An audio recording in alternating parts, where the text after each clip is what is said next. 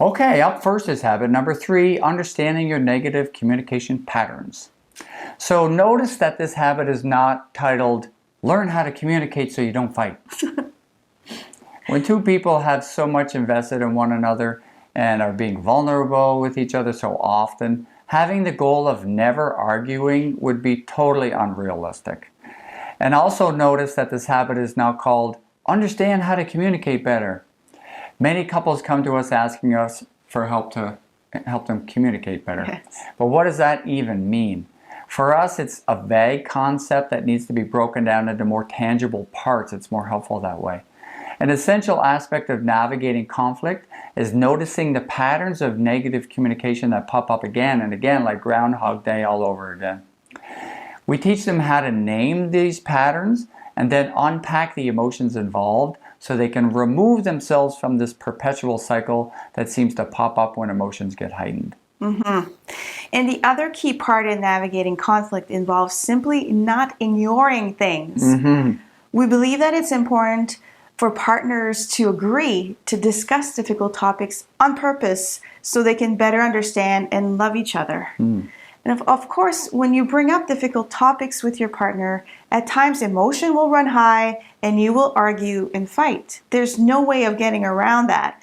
But it's important to reframe how you see arguments. Mm.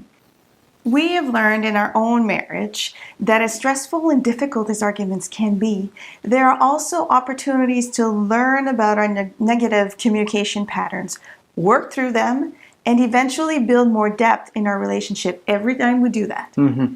There's been a lot of interesting research around working through arguments, actually. When it comes to what makes couples stick together in the long run, studies show that it's not how often couples fight that matters most, it's how they fight, and more specifically, how they repair from their fights. Mm. So how can you identify what your negative communication patterns are in the first place? According to prominent psychologist and researcher Dr. Sue Johnson, who is the author of Hold Me Tight and founder of Emotionally Focused Therapy for Couples, there are 3 main negative communication patterns that couples get into when they argue or emotionally disconnect from one another. It's crucial that you understand the pattern in your relationship and the steps or the moves each of you take. Mm-hmm. Each partner has a set of moves that they make during an argument. And you have to understand what your move is and the reasons behind it. And your partner needs to do the same. It's so effective and helpful. Mm-hmm. We are emotionally triggered when we fight. And all that our partner sees is that in that moment is our move, which is often viewed as a strong emotional reaction. But this reaction, as we covered in the first video about emotions, is often fueled by a secondary emotion.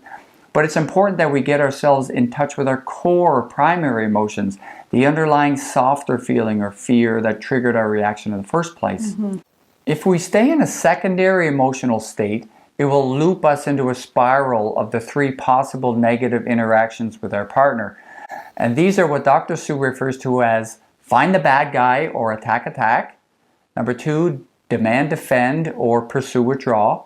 And number 3 is freeze and flee, which is where both people withdraw from each other. Mm-hmm.